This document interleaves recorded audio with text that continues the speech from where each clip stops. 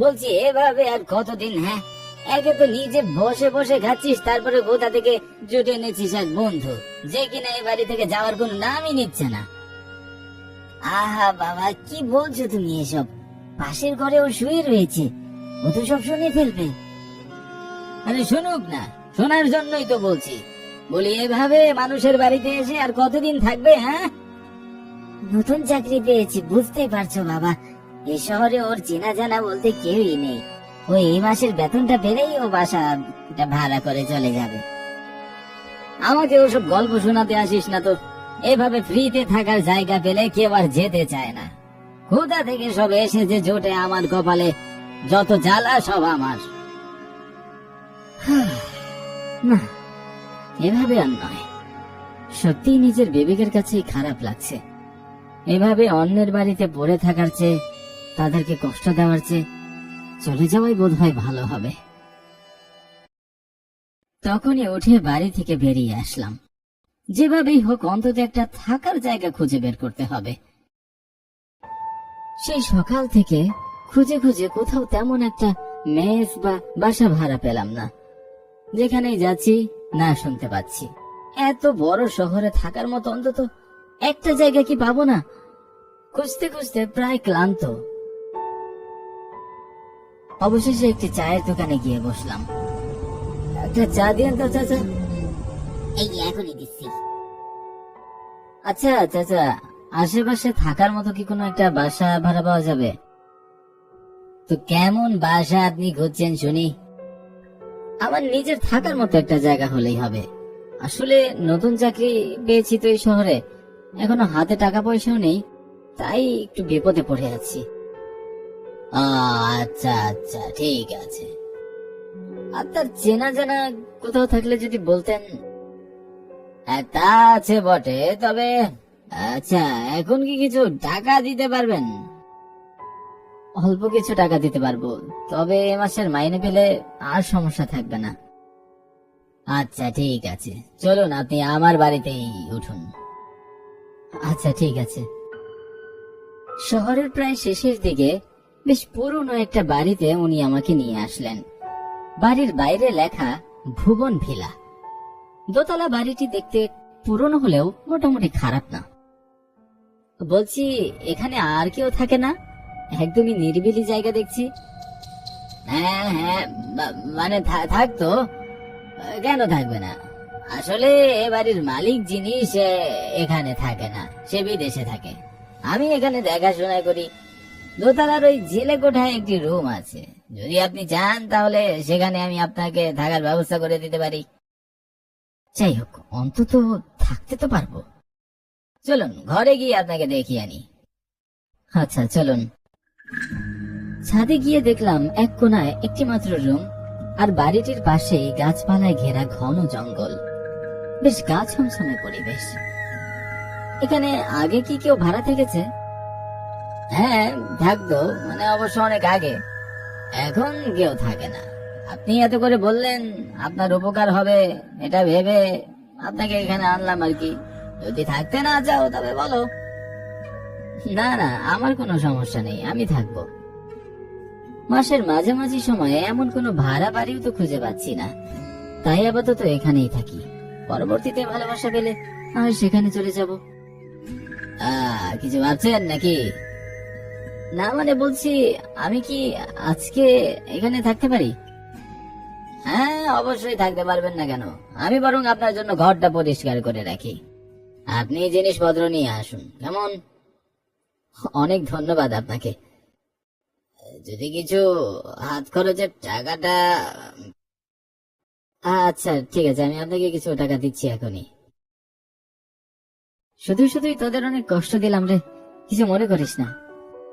কি যে বলিস না রে ভাই, তুই বাবার কথায় মনে হয় খুব কষ্ট পেয়েছিস। বাবার বয়স হয়েছে, এদিকে আমিও তো বেকার, তাই হয়তো রাগের বশে ওরকম বলেছে। আরে না রে পাগল, আমিও তো বুঝি ভাই। আসলে সবাই পরিস্থিতির শিকার, সবই আমি বুঝি। যাই হোক, আমি তাহলে এখন আসি রে, ভালো থাকিস তোরা। আচ্ছা ঠিক আছে বন্ধু, সাবধানে যাস।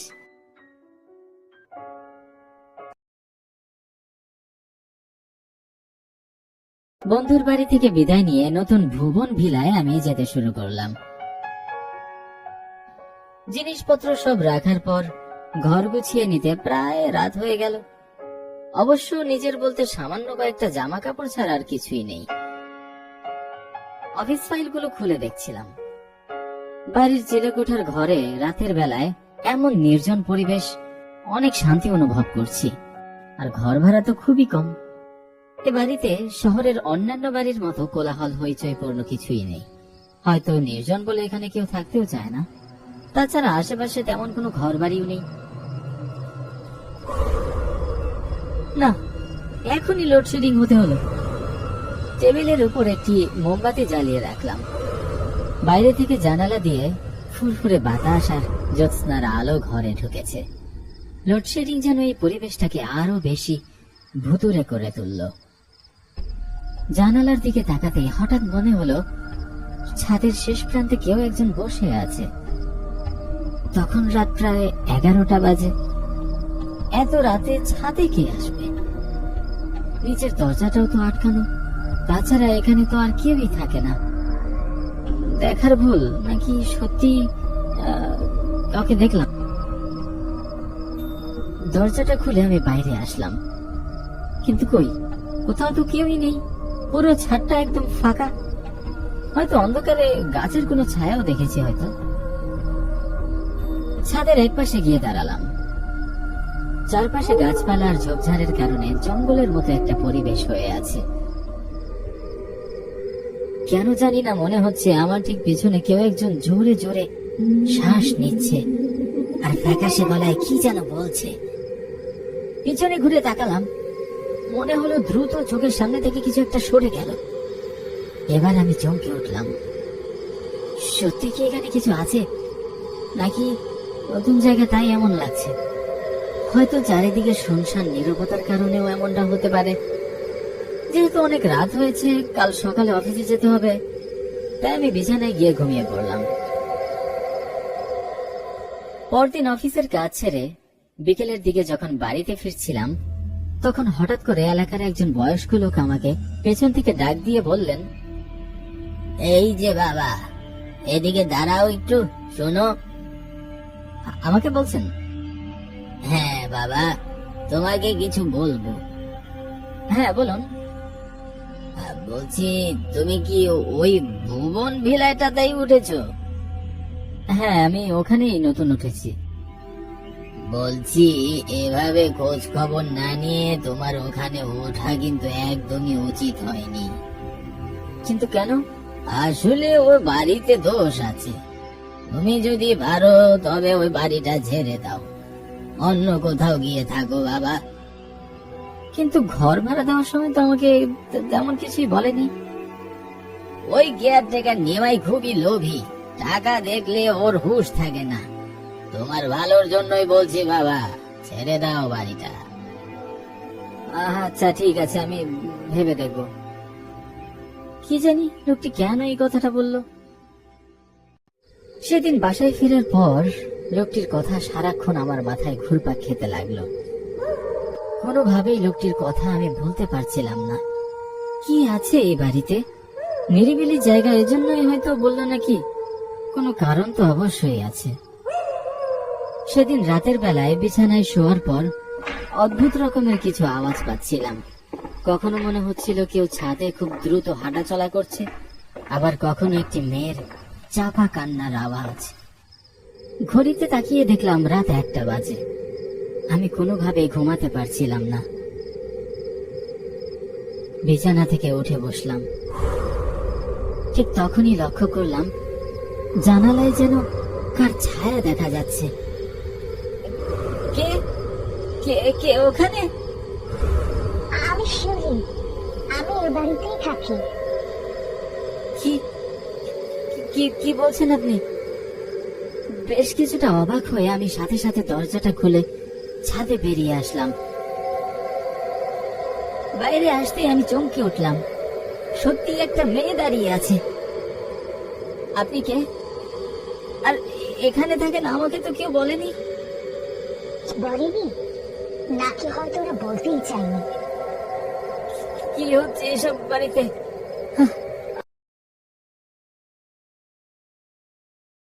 আচ্ছা, একটু বুঝিয়ে বলবেন আমাকে? আচ্ছা বলছি তাহলে, শুনুন। তারপর মেয়েটি বলতে থাকে তার সাথে ঘটে যাওয়া এক নিষ্ঠুর নির্মম ঘটনা। সবকিছু শুনে বুঝতে পারলাম মেয়েটি কোনো জীবিত মানুষ নয়, মেয়েটির আত্মা ওখানে বন্দী হয়ে আছে। তাই তো এই বাড়িতে কেউ থাকে না। সবকিছু দুঃস্বপ্নের মতো মনে হতে লাগলো। আমি সিদ্ধান্ত নিলাম আমি মেয়েটিকে যেভাবেই হোক সাহায্য করব। পরদিন সকালে আমি যখন অফিসে যাচ্ছিলাম তখন হঠাৎ কেয়ারটেকারের সাথে দেখা হলো। বলছি, মানে ঘর ভাড়ার পুরো টাকাটা যদি দিতেন। সেদিন তো আপনাকে বলেছিলাম সবই, কিন্তু আপনি যখন বলছেন তাহলে ঠিক আছে, আজই আপনার টাকার ব্যবস্থা করব। তাহলে সন্ধ্যার পরে আপনি বাসায় চলে আসবেন, ঠিক আছে? ইয়ে মানে সন্ধ্যার পরে কেন? বিকেলে দিলে ভালো হয় না? আমার ফিরতে ফিরতে সন্ধ্যা হয়ে যাবে, আপনি সন্ধ্যার পরে আসুন, তারপর না হয় আপনাকে একটা গল্প শোনালাম। কিসের গল্প? হ্যাঁ, ভয় পাবেন না, একসাথে চা খেতে খেতে গল্প করার কথা ভাবছিলাম। শতক, আপনি আমার এত বড় একটা উপকার করলেন। আচ্ছা ঠিক আছে, তাহলে সন্ধ্যার পরই আসবো। এখন সেদিন অফিস থেকে ফিরে সন্ধ্যার পর আমি তার জন্য অপেক্ষা করছিলাম। কিছুক্ষণ পর নিচে কেয়ারটেকার নিমাই এসে ডাকাডাকি করলো। আমি উপরে জানালা দিয়ে দেখলাম আর বললাম, উপরে চলে আসুন, আমি চা বানাচ্ছি, গল্প করতে করতে না হয় টাকাটা দেব। না মানে বলছিলাম যে আপনি এখান থেকে দিয়ে দিলেই ভালো হতো নাকি? আহা, আসুন না। আচ্ছা ঠিক আছে, আসছি। লোকটি ছাদে উঠে বাইরে দিয়ে দরজায় টোকা দিতে লাগলো। দরজাটা খুলুন, আমি এসে গেছি। আমি ইচ্ছা করে দরজাটা না খুলে ঘরে বসে রইলাম। তখনই শুনতে পেলাম, এইসব আমি কি দিচ্ছি? তুই এখানে কি করে? হ্যাঁ, আমাকে ছেড়ে দে বলছি, বাঁচাও আমাকে, কি আছে বাঁচাও। এবার আমি গিয়ে দরজাটা খুললাম। দরজাটা খুলতেই দেখি লম্বা হাত দিয়ে গলা টিপে ধরে আছে শিউলি, যেন বহুদিন ধরে খুব অপেক্ষা করছিল তার প্রতিশোধের জন্য। আমাকে বাঁচাও, আমি কিছু করিনি। ওরে বারে, আজ থেকে 7 বছর আগের সেই ঘটনা। না, এভাবে টাকা চুরি করছেন, আমি এই কথা বলে দেব। পাগলা করিস না বলছি, আমি তোকে টাকার ভাগ দিতে পারি, কিন্তু তুই যদি ভুলেও কাউকে বলিস তাহলে কিন্তু ভালো হবে না, বলে দিলাম। যাদের বাড়িতে এতদিন ধরে কাজ করছি তাদের আমি এত বড় ক্ষতি হতে দিব না। এই অন্যায়ের সাথে আমি জড়াবো না। বাড়িতে ফিরলে আমি সবাইকে বলে দেব যে আপনি লুকিয়ে আলমারি থেকে টাকা চুরি করেছেন। তুই বলে দিবি? তোর এত বড় সাহস! এই নে, মর তুই।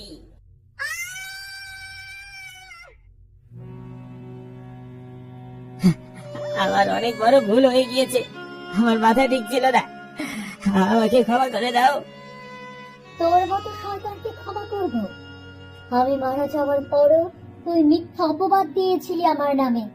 বলেছিলি আমি নাকি টাকা নিয়ে পালিয়ে গিয়েছি বাড়ি থেকে, আর আমার লাশ তুই লুকিয়ে ফেলেছিলি সকলের অগোচরে। সত্যিটা কেউ জানতেও পারেনি। আমার ভুল হয়েছে, আমি সব স্বীকার করে নেব। পুলিশের কাছে গিয়ে নিজের সব তো স্বীকার করে নেব আমি। তুমি নিশ্চিন্ত থাকো শিউলি, ওর যেন উপযুক্ত শাস্তি হয় সে বিষয়ে আমি খেয়াল রাখবো। আমি তোমাকে কথা দিলাম। আজ আমার আত্মা মুক্তি পেল, ধন্যবাদ আপনাকে। কথাগুলো বলার পরে আস্তে আস্তে নিমাইকে ছেড়ে দিল এবং মেয়েটি ধীরে ধীরে অদৃশ্য হয়ে গেল। পরবর্তীতে পুলিশের কাছে গিয়ে নিমাই সবকিছু স্বীকার করে নেয়। তারপর থেকে এই বাড়িতে আর কোনো সমস্যা হয়নি। হয়তো ন্যায় বিচারের জন্য